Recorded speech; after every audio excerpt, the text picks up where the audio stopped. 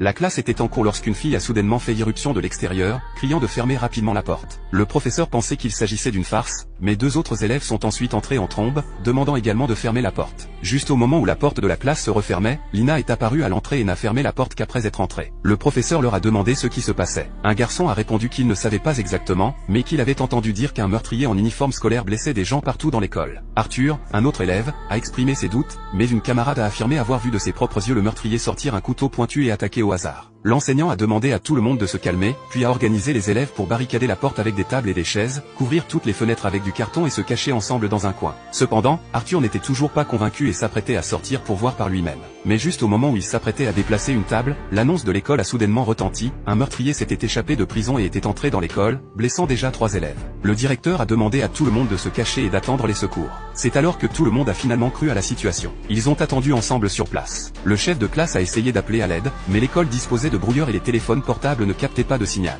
À ce moment-là, Lina a dit qu'elle avait trouvé une photo du meurtrier, mais sans réseau, seule la moitié du visage était visible. Soudain, un bruit de pas s'est fait entendre. Tout le monde était très tendu, n'osant pas faire le moindre bruit jusqu'à ce que les pas s'éloignent. Mais soudain, des coups frénétiques ont retenti à la porte, semant la panique parmi tout le monde. Puis des cris à l'aide se sont fait entendre de l'autre côté de la porte. Le chef de classe voulait ouvrir, mais l'enseignant l'en a empêché, disant que cela pouvait être le meurtrier qui se faisait passer pour quelqu'un d'autre. Arthur a demandé ce qu'il fallait faire si c'était vraiment un élève, mais pour la sécurité de tous, le professeur a insisté pour que personne n'ouvre la porte. Arthur et le chef de classe ont voulu se précipiter, mais ont tous deux été retenus par l'enseignant. Une fille à côté, couchée sur le sol, a dit qu'il n'était plus nécessaire d'ouvrir car la fille qui appelait à l'aide était déjà morte. Tout le monde s'est penché et a vu que la fille derrière la porte était déjà tombée sur le sol, sans vie.